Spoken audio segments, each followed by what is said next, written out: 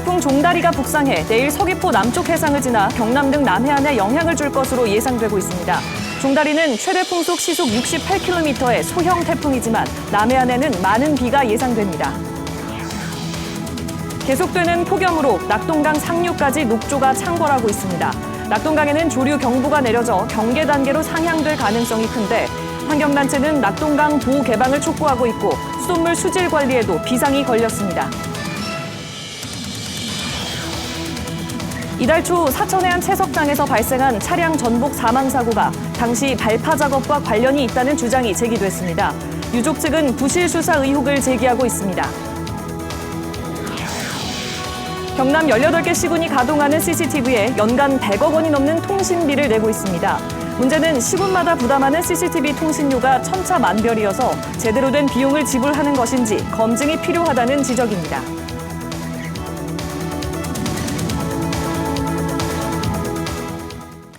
여러분 안녕하십니까? 7시 뉴스 시작합니다. 9호 태풍 종다리가 오늘 새벽 일본 남쪽 해상에서 발생했습니다. 내일과 모레 경남 남해안, 지리산 부근에 최대 100mm 이상의 비가 예보됐습니다. 이세흠 기상 전문 기자가 보도합니다. 오늘 새벽 타이완과 일본 오키나와 사이 해상에서 9호 태풍 종다리가 발생했습니다. 태풍의 정확한 발생 시각과 위치는 오늘 새벽 3시, 일본 오키나와 남서쪽 360km 부근 해역입니다. 오후 3시 기준 태풍 종다리의 중심 기압은 996헥토파스칼, 중심부 최대 풍속은 태풍의 기준인 초속 17m를 조금 넘는 초속 19m로 관측됐습니다. 기상청은 태풍 종다리가 계속 북진하면서 제주도 서쪽 해상을 지나 내일 밤 세력을 잃고 모레 새벽 3시쯤에는 군산 서남서쪽 100km 부근 해역에서 열대저압부로 약화될 것으로 내다봤습니다. 태풍이 북상함에 따라 내일부터 제주도 남쪽 먼바다에는 파도가 높게 일겠고 제주도와 남부 일부 지역이 태풍의 영향권에 들겠습니다. 내일과 모레 예상되는 비의 양은 제주 산지와 경남 남해안, 지리산 부근에 최대 100mm 이상, 전남 남해안에 최대 80mm 이상입니다. 특히 내일 밤부터 모레 아침까지 제주도와 남해안, 지리산 부근에는 시간당 30mm 이상의 매우 강한 비가 예보됐습니다. 태풍이 북상하는 시기와 달의 인력이 강해지는 대조기가 맞물리면서 만조시 바닷물의 수위가 크게 올라가겠습니다. 해안가에서는 침수 피해 등이 발생하지 않도록 주의해야 합니다.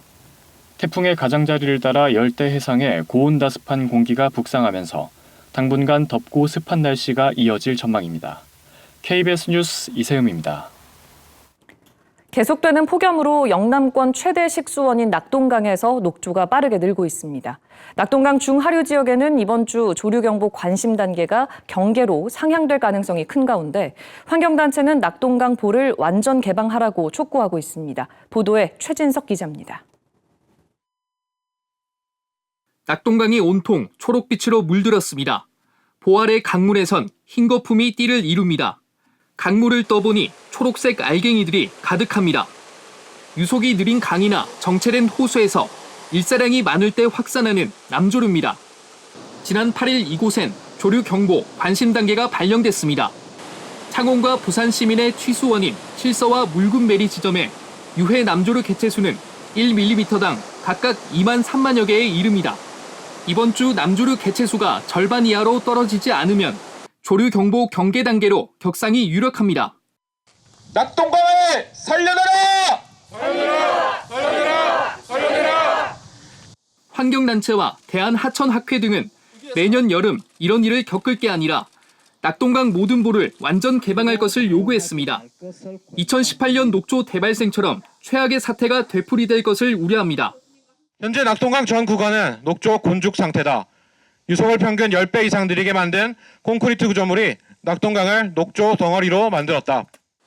경상남도도 댐과 보의 방류량을 늘려 낙동강 조류 개체수를 줄이기 위한 비상 방류 조치와 녹조 제거선 추가 배치 등을 환경부 등에 요청했습니다. 낙동강 홍수 통제소는 일단 하류보 4곳의 수문을 부분 개방했지만 환경단체가 요구하는 보 완전 개방은 검토하지 않고 있습니다. KBS 뉴스 최진석입니다. 이처럼 녹조가 빠르게 확산되면서 대구시는 수돗물 안전을 위해 정수 처리를 강화하는 등 대책 마련에 나섰습니다. 김지훈 기자입니다. 낙동강 강정고령보 부근입니다. 강물이 온통 초록빛을 띠고 있습니다. 강 가장자리는 상황이 더 심각합니다. 식물성 플랑크톤인 남조류 개체수가 급증하면서 생긴 녹조 현상입니다. 눈으로 봐도 녹조가 심각한 상황인데요. 제가 직접 강물을 한번 떠보겠습니다. 컵 안에 초록색 부유물이 한가득 담겼습니다. 대구환경청이 지난주 조사한 결과 이곳에서는 남조류 세포 개체수가 밀리리터당 15,000개에 육박했습니다. 지난해 이맘때와 비교하면 50배 가까이 늘어난 수치입니다. 이에 2주 연속 조류경보 관심 단계가 발령됐고 이번 주도 10,000개를 넘으면 대유행 전 단계인 경계 단계로 격상됩니다.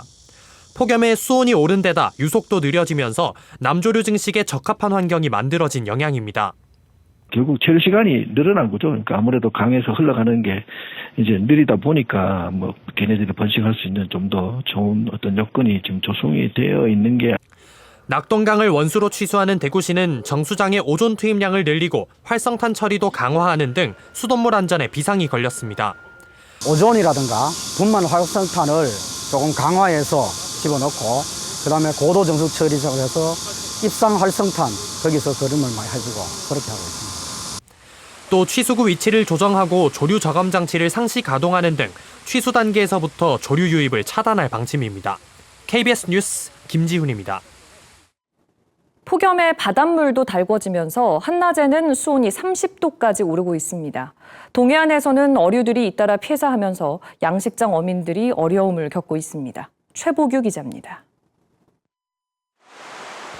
강도다리와 광어 30만 마리를 기르는 양식장.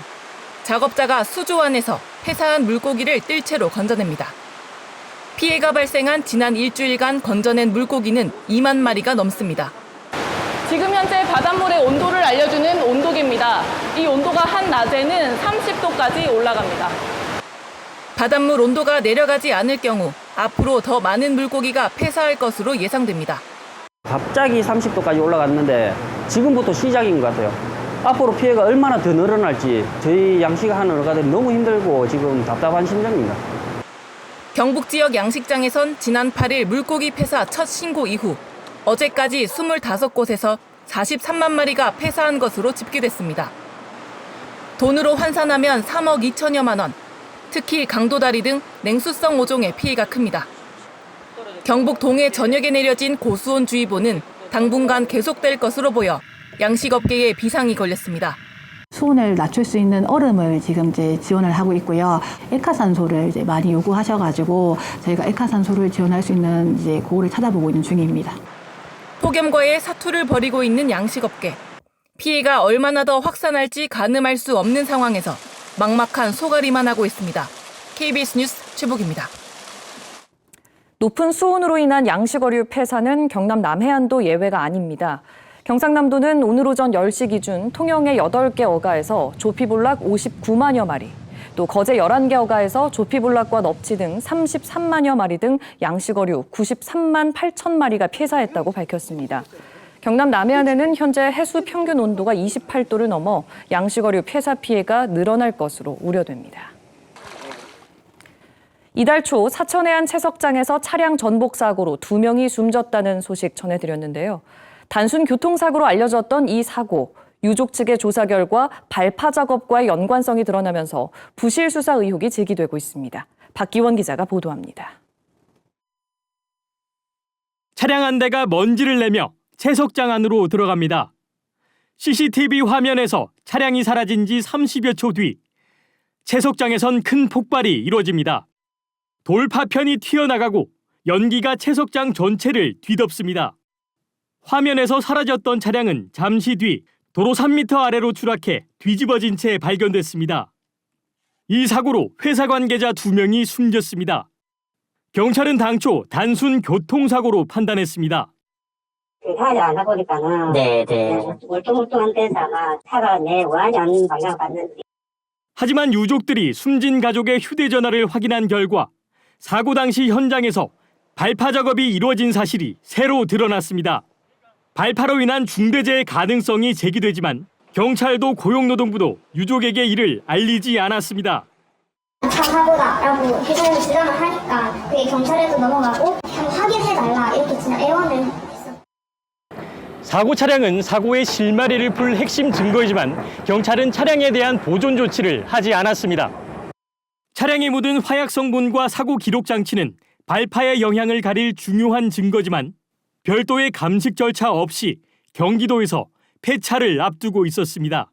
부실 수사 의혹이 나오는 대목입니다.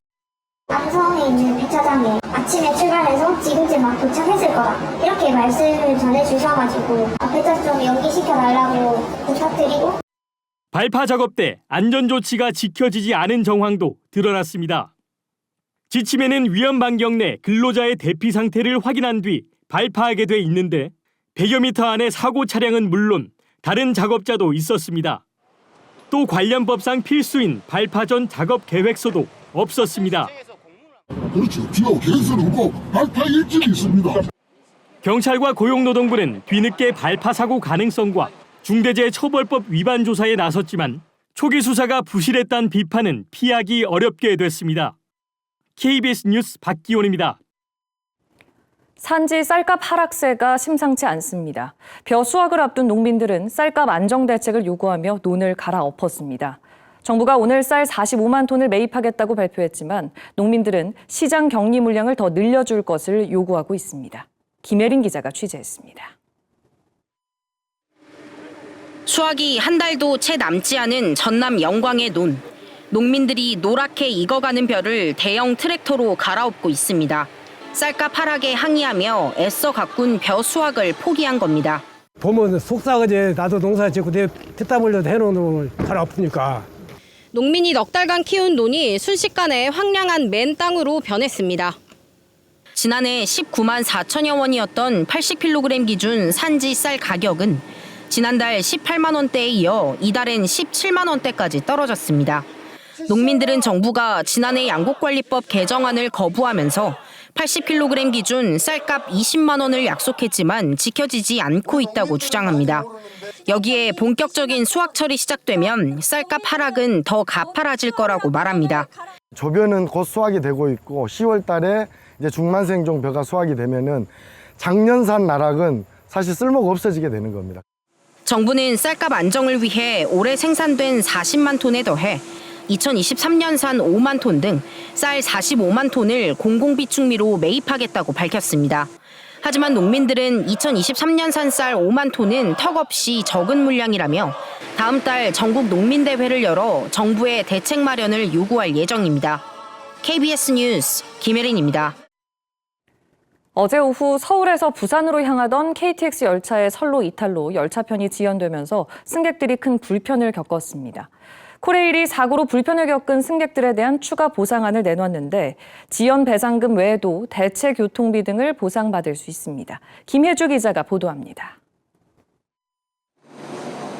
열차 지연으로 불편을 겪은 승객들에게 코레일이 추가 보상을 실시하기로 했습니다. 승객들은 코레일 규정상 지연 배상금 외에 추가 보상을 받을 수 있습니다. 우선 열차가 대중교통 막차 시간 이후 도착해 택시를 타야만 했던 경우 열차 승차권과 택시비 영수증을 제출하면 대체 교통비를 보상받을 수 있습니다. 신청은 코레일 홈페이지에서 가능합니다. 또 열차가 2시간 이상 지연된 경우와 운행 중지로 열차를 타고 경주, 울산, 포항역에 도착하지 못한 경우 승차권 영수증 금액을 전액 환불합니다. 이 경우 별도 신청하지 않아도 순차적으로 환불 처리되지만 현금 결제한 경우 코레일 톡이나 홈페이지, 역에서 1년 내에 신청해야 합니다. 좌석 승차권을 갖고도 다른 열차를 입석으로 이용한 경우 코레일 홈페이지에서 신청하면 지연 배상금 외에도 영수증 금액의 50%를 지급합니다. 한편 코레일은 국토부, 항공철도조사위원회 등과 사고 원인을 철저히 규명해 재발 방지 대책을 마련하겠다고 밝혔습니다. KBS 뉴스 김혜주입니다. 1,800억 원 상당의 코카인을 해외에서 선박을 통해 밀수한 마약 조직원들이 해양경찰에 붙잡혔습니다. 압수된 코카인이 무려 60kg에 달했는데 유통 과정에서 적발된 사례로는 국내 최대 규모입니다. 신현욱 기자입니다. 컨테이너 선박을 통해 코카인을 밀수해 국내에 유통하려 한 마약 조직원들이 해양경찰에 붙잡혔습니다. 중부지방해양경찰청은 마약류관리법 위반 혐의로 캐나다 국적 마약 조직원 50대 A씨와 20대 내국인 남성 2명을 구속해 조사하고 있습니다. A씨는 액체 형태의 코카인을 철제 용기에 담아 컨테이너 선박을 통해 해외에서 국내로 밀수한 혐의를 받고 있습니다. 내국인 남성 2명은 A씨가 들여온 코카인을 서울 한강 등지에서 거래하려 한 혐의를 받습니다. 해양경찰은 거래 현장을 급습해 코카인 7kg을 압수하고 A씨의 주거지에서 코카인 53kg을 추가 압수했습니다. 해양경찰이 압수한 코카인의 양은 모두 60kg으로 약 200만 명이 동시 투약할 수 있는 양입니다. 금액으로는 1,800억 원 상당인데 유통 과정에서 적발된 사례로는 국내 최대 규모입니다. 이들은 밀수한 코카인을 국내에 유통하기 위해 지난 4월부터 약 3달 동안 강원도의 한 공장에서 고체 형태로 가공한 것으로 조사됐습니다. 캐나다 현지의 범죄 조직원인 A씨는 미국과 캐나다에서 선박을 통해 코카인을 밀반입하다 검거된 전력이 있는 것으로 확인됐습니다. 해양경찰은 코카인 밀수에 가담한 외국인 조직원 2명을 추적하는 한편 국내 범죄 조직의 가담 여부도 추가 수사하고 있습니다. KBS 뉴스 신현욱입니다. 광복절 하루 전인 지난 14일 부산의 한 중학교에서 일제강점기와 관련해 편향된 내용의 영상물을 전교생에게 상영한 사건과 관련해 교육청이 추가 조사를 벌이고 있습니다.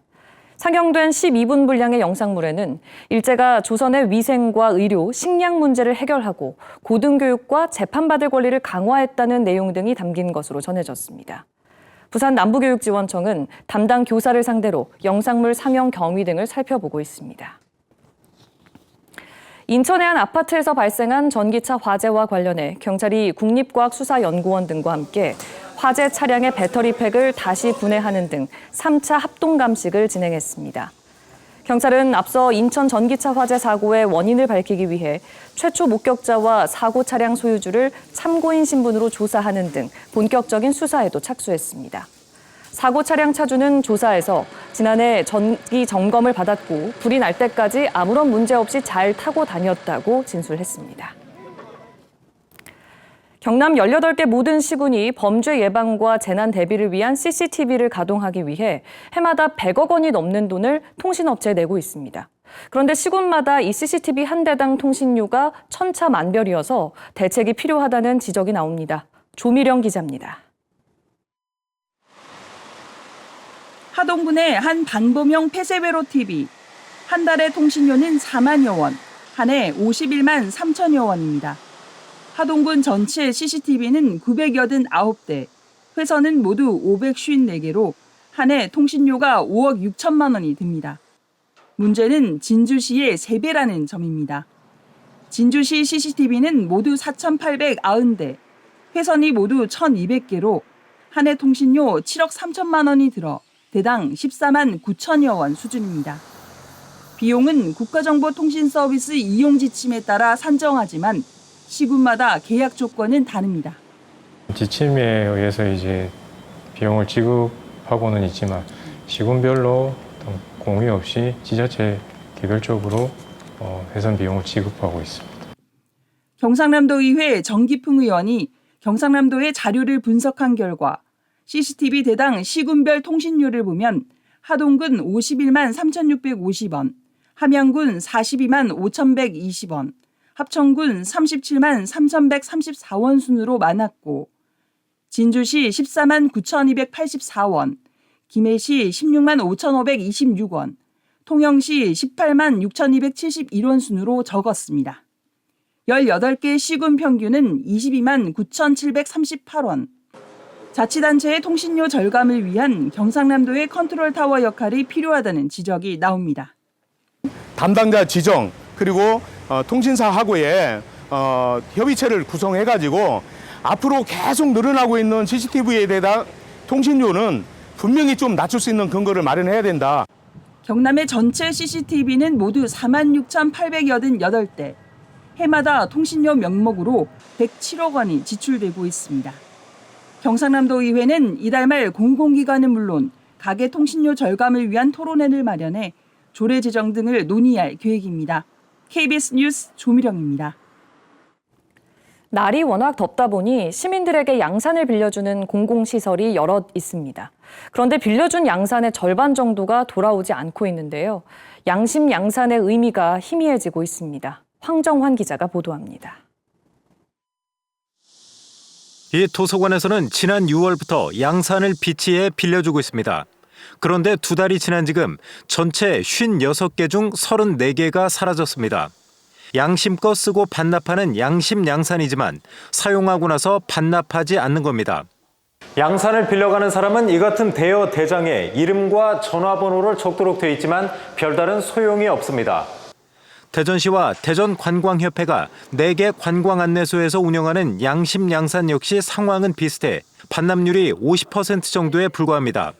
이 행정복지센터도 지난해 30개의 양산을 비치했다가 20개가 분실되자 올해는 빌려가는 사람의 인적사항을 적는 관리대장까지 만들었습니다. 아무래도 이름을 적고 가면 사람들이 반납에 대한 책임감이 조금 더 높아질 거라고 저희들 예상하고 있습니다. 양산 한 개당 가격은 2만 원 안팎. 자치단체마다 양산 추가 구입에 매년 적지 않은 예산을 사용하고 있습니다. 양심양산 취지대로 양산이 좀 다시 회수돼서 다른 분이 좀 쓸 수 있게 좀 도움을 주셔야 되는데 그런 부분이 아직 협조가 조금 일부 좀 미진한 부분이 있습니다. 일부 자치단체는 분실을 막기 위해 대여 용임을 표시하는 방안까지 검토하는 상황으로 돌아오지 않는 비양심에 양심 양산의 의미가 퇴색하고 있습니다. KBS 뉴스 황정환입니다. 이어서 진주에서 전해드립니다. 파출소 순찰차 뒷좌석에서 40대 여성이 36시간 동안 갇혔다 숨진 사건과 관련해 경찰이 오늘 부검을 했습니다. 경찰은 높은 체온이 장시간 유지되는 고체온증이 사망 원인이라는 1차 구두 소견을 국과수로부터 전달받았습니다. 경찰은 순찰차 안에 누군가 들어간 사실을 당직 경찰관이 왜 몰랐는지, 순찰차 문을 잠그지 않은 이유 등을 조사하고 전국 480개 경찰관서를 대상으로 순찰차 실태를 점검할 계획입니다. 진주시 출신으로 우리나라 추상미술의 거장인 이성자 화백의 작품을 바탕으로 한 실감 영상전 이성자 은하수를 거닐다가 오는 10월 6일까지 경남 도립미술관에서 열립니다. 이번 전시에서는 이성자 작가의 초기 풍경화, 눈 덮인 보지라르 거리와 시인 미셸 비토르와 협업한 강분수 극장 광장시장 궁전 등을 실감 영상으로 감상할 수 있습니다. 함양군이 오는 23일부터 이틀 동안 아니면 오리숲 일대에서 20일에 연암문화제를 개최합니다. 연암문화제는 조선 실학자 연암 박지원 선생의 업적을 재조명하는 행사로 연암 부임 행차 등으로 진행됩니다. 연암은 1792년 안희 현감으로 부임해 함양 안심마을에 우리나라 최초의 물레방아를 설치했습니다. 산천군이 마을 보호수와 녹어수 정비 사업을 추진합니다. 산천군은 올해 4천만 원을 투입해 12그루 정비 사업을 했으며 추가로 영양제 공급과 말라 죽은 가지 제거 작업을 할 계획입니다. 산천군 보호수로는 느티나무와 은행나무, 팽나무 등 48그루가 지정돼 있습니다. 진주에서 전해드렸습니다. 국가 비상대비태세 확립을 위한 을지 연습이 오늘부터 오는 22일까지 나흘 동안 경상남도와 18개 시군에서 열립니다. 이번 훈련에는 경찰과 소방 등 262개 기관 2만 5천여 명이 참여합니다. 한미연합군사훈련과 연계되는 이번 을지 연습은 한국전력공사 북경남 변전소 테러에 대비한 합동훈련과 군수품 수송 가상훈련이 이어집니다. 오는 27일부터 이른바 김영란법으로 알려진 청탁금지법의 식사비 한도가 기존 3만 원에서 5만 원으로 상향됩니다. 국민권익위원회는 오늘 청탁금지법상 공무원과 교사, 언론인 등이 직무수행과 사교 등의 목적으로 예외적으로 받을 수 있는 음식물 가액을 3만 원에서 5만 원으로 상향 조정한다고 밝혔습니다. 권익위는 또 다음 달 추석을 앞두고 농산물 등의 선물 가액 범위도 한시적으로 15만 원에서 30만 원으로 상향했습니다. 지난 13일 통영 욕지도에서 50대 남성이 갑자기 심정지로 쓰러졌는데요. 휴가 중이던 소방대원과 시민들의 발빠른 대처 덕분에 위기를 넘길 수 있었습니다. 김소영 기자의 보도입니다. 지난 13일 오전 경남 통영 욕지도의 한 카페 앞 도로. 운전석에 타려던 남성이 갑자기 바닥으로 떨어집니다. 놀란 사람들이 달려들어 차도에 쓰러진 남성을 인도로 옮기고 곧바로 한 시민이 심폐소생술을 시작합니다. 구급대가 도착한 뒤에도 자동심장 충격기를 건네봤더니 응급처치를 이어갑니다. 신속한 대처 덕분에 심정지에 빠졌던 50대 남성은 2분 만에 호흡이 돌아왔습니다.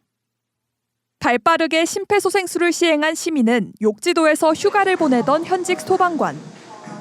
임종호흡이라 그래서 심장마비 오기 전에 약간 그런 호흡이 보이길래 안 되겠다 인도로 들어왔거든요. 6년차 구급대원인 김 소방교는 호흡이 돌아온 남성을 육지병원으로 이송하는 해경 경비정에까지 동승해 보살폈고 남성은 병원 도착 직전 의식도 되찾았습니다. 응급구조사로 일했던 김 씨의 여자친구도 구급대가 도착할 때까지 119와 통화하며 응급처치를 도왔습니다. 섬이다 보니까 이게 병원까지 언제 도착할지도 모르고 육지를 내렸다고 해서 바로 병원이 있는 것도 아니어서 사실 저는 그게 걱정됐거든요. 한 소방대원의 신속하고 헌신적인 대응이 심정지에 빠진 시민의 소중한 생명을 구했습니다. KBS 뉴스 김소영입니다. 70여일 앞으로 다가온 미 대선 소식입니다. 해리스 부통령과 트럼프 전 대통령의 지지율이 오차 범위 안에서 엎치락뒤치락 하는 가운데 트럼프 전 대통령 역시 이번 주 내내 맞불 유세를 예고했습니다. 워싱턴 조혜진 특파원입니다. 펜실베이니아를 찾은 해리스 부통령, 월즈 부통령 후보와는 두 번째 방문입니다. And we're going to keep coming back. I want to thank everybody. I want to start with Tim Walz. Isn't he fantastic? 민주당 전당대회를 하루 앞두고 버스 유세로 분위기를 이어가겠다는 전략입니다. 시카고에서 열리는 이번 전당대회는 사실상 해리스 부통령의 대관식이 될 것이라고 미 언론들은 보도하고 있습니다. 실제로 첫날 저녁에는 바이든 대통령이 연사로 나서며 오바마 전 대통령 내외와 클린턴 전 대통령 등도 연단해서 해리스 부통령 지지 연설을 할 전망입니다. 마지막 날에는 해리스 부통령의 대선 후보 수락 연설이 예정돼 있습니다. 전당대회를 앞두고 해리스 부통령의 지지율은 상승세입니다. 전국 단위 양자 대결에서 해리스 부통령이 트럼프 전 대통령을 3%포인트 차이로 앞서는 것으로 조사되기도 했습니다. 다만 경합주에서는 양측의 지지율이 50%로 초박빙 양상을 보였습니다. 이에 트럼프 전 대통령도 이번 주 내내 경합주를 중심으로 맞불 유세에 나섭니다. 전날에도 펜실베이니아를 찾았는데 해리스 부통령에 대한 인신공격성 언급으로 논란이 됐습니다. Have you heard her laugh? That is the laugh of a crazy person. I'm a better looking person than Kamala. 이를 의식한 듯 트럼프 선거 캠프 측은 앞으로 유세에서 경제와 이민, 국가 안보 등에 집중 공세에 나선다는 방침입니다. 워싱턴에서 KBS 뉴스 조혜진입니다. 이어서 간추린 경남 소식입니다. 경남의 단체장과 전직 정치인들에 대한 선고 공판이 이번 주부터 연이어 진행됩니다. 공직선거법 위반 혐의를 받는 오태환 의령군수의 1심 선고 공판은 오는 21일 창원지법 마산지원에서 열리고 선거법 위반 혐의 박종우 거제시장의 항소심 선고 공판도 오는 23일 부산고법 창원재판부에서 열립니다. 또 정치자금법 위반 혐의로 기소된 하영재 전 국회의원과 송도근 전 사천시장에 대한 1심 선고 공판은 오는 29일 창원지법 진주지원에서 열립니다. 창원시는 전국 최대 가을꽃 축제로 꼽히는 24회 마산 가고파 국화축제를 오는 10월 26일부터 9일 동안 연다고 밝혔습니다. 올해 축제 장소는 3.15 해양놀이공원이 주 행사장으로 하포수변공원과 어시장 등이 이전시장으로 꾸며집니다. 지난해 국화축제에는 69만여 명이 찾았습니다. 한국철도공사 코레일이 오늘부터 나흘 동안 KTX 추석 승차권 예매를 합니다. 첫날인 오늘은 장애인과 노약자 등 교통지원 대상이 경부, 경전, 동해선을 예매했고 내일은 장애인과 노약자 등을 위한 호남 전라선 예매가 진행됩니다. 일반 승객은 모레 경부, 경전, 동해선을, 오는 22일 호남 전라선을 예매할 수 있습니다. 전기차 화재에 대한 불안감이 커지는 가운데 경남 해운업계에서도 전기차 선적을 제한하는 움직임이 일고 있습니다. 통영항에서 연화도와 우도, 욕지도를 오가는 차도선 운영선사와 사천에서 제주를 오가는 차도선 운영선사는 배터리 충전율 50% 이하인 차량만 선적하는 것으로 알려졌습니다. 또 선적 제한이 없는 선사도 만약의 사태를 대비해 전기차를 배 끝자리에 싣는 것으로 확인됐습니다.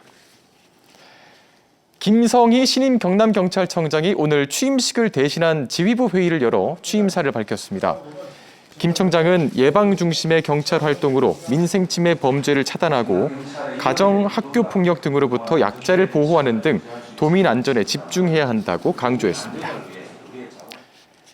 김해시와 함안군 등 경남 5개 시군 단체장들이 가야구분군 세계유산 통합관리기구를 김해에 설치할 것을 오늘 국가유산청에 공동 건의했습니다. 홍태용 김해시장 등 5명은 다음 달 문을 여는 김해의 국립가야역사문화센터에 통합기구를 만들어 건축비를 절감하고 업무 효율성을 높일 수 있다고 주장했습니다. 경상남도가 지역 중소기업을 대상으로 경남형 청년 친화기업 20곳을 모집합니다. 청년 친화기업에 선정되면 2년 동안 최대 2천만 원의 복지 지원금을 받고 신용보증 수수료 감면 등 혜택도 제공됩니다. 경상남도는 복지 지원과 조직문화 혁신 등을 중점적으로 심사할 계획입니다. 지금까지 간추린 경남 소식이었습니다.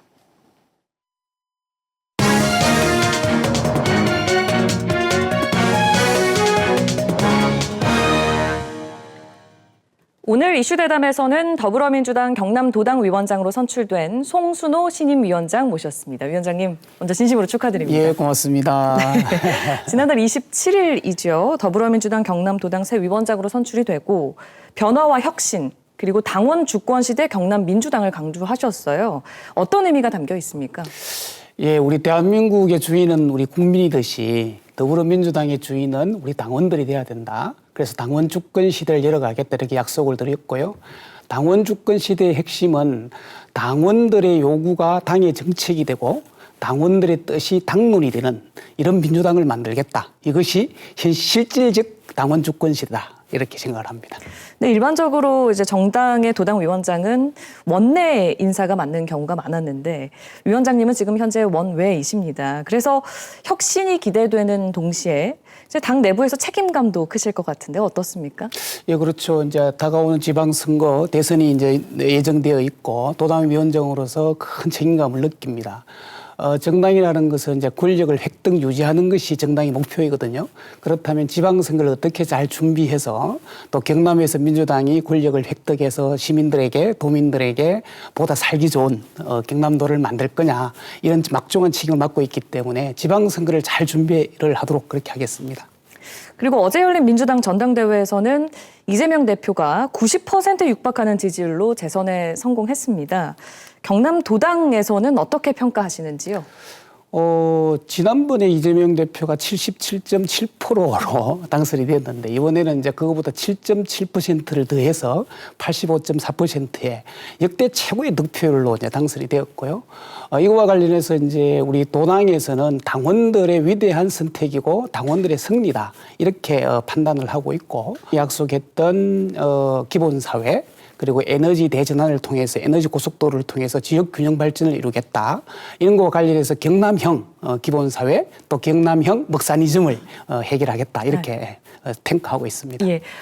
이번 전당대회 결과가 더불어민주당 경남 내 지형에는 어떤 영향을 줄 거라고 생각하십니까? 경남 더불어민주당 내에도 좀 지형 변화가 있을 걸로 보여지고요. 그것은 우리 경남에서는 사실은 이재명 대표의 세력이 그렇게 많지 않았거든요. 그런데 이번에 압도적으로 당원들의 지지를 받아서 당선된 만큼 우리 경남에서도 이재명 대표가 추구하는 정책의 방향 그리고 지방선거 대선 승리를 위해서 민주당 당원들이 아마 한 곳으로 똘똘 뭉치지 않을까. 이것이 가장 큰 변화가 될 거다. 이렇게 생각을 합니다. 알겠습니다.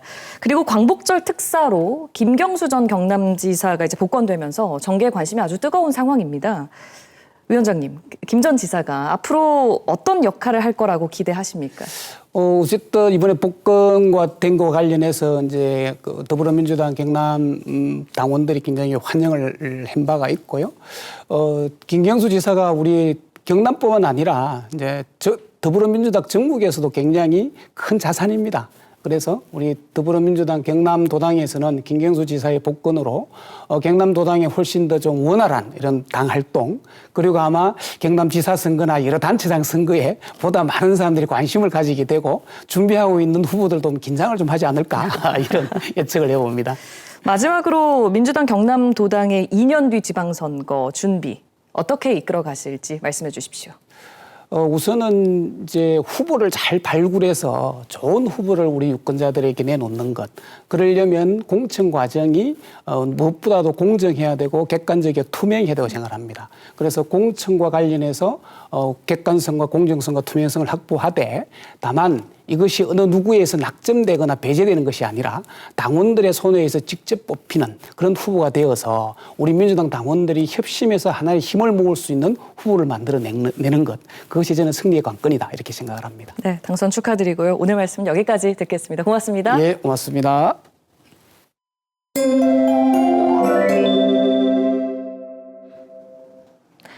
오늘 새벽 발생한 9호 태풍 종다리가 북상하고 있습니다. 중심기압 996헥토파스칼, 최대 풍속 시속 68km의 소형 태풍 종다리는 현재 일본 오키나와 해상에서 북진하고 있는데요. 내일 서귀포 남쪽 해상을 지나 모레 새벽에는 열대저압으로 약화될 것으로 예상되고 있습니다. 태풍이 북상함에 따라 내일과 모레 최대 100mm 이상의 많은 비가 쏟아지겠고요. 내일 밤부터 모레 아침 사이 남해안과 지리산 부근에 시간당 최대 50mm의 매우 강한 비가 집중될 수 있어 주의하셔야겠습니다. 비로 인한 피해 없도록 철저한 대비가 필요하겠습니다. 한편 경남 전 지역에 폭염특보가 발효 중인 가운데 오늘 밤까지 곳곳으로 5에서 60mm의 소나기 가능성이 있겠습니다. 내일 아침 창원이 26도, 통영이 27도 예상됩니다. 한낮에는 창원이 33도, 창녕과 밀양이 34도로 예년보다 2에서 4도가량 높겠습니다. 서부 지역도 진주가 25도, 거창이 24도로 출발하는 아침이겠고요. 한낮에는 산청이 32도, 합천이 34도까지 오르겠습니다.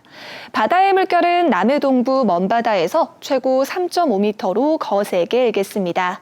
비는 절기상 처서인 목요일까지 길게 이어지겠습니다. 날씨였습니다. 7시 뉴스 마칩니다. 시청해주신 여러분 고맙습니다.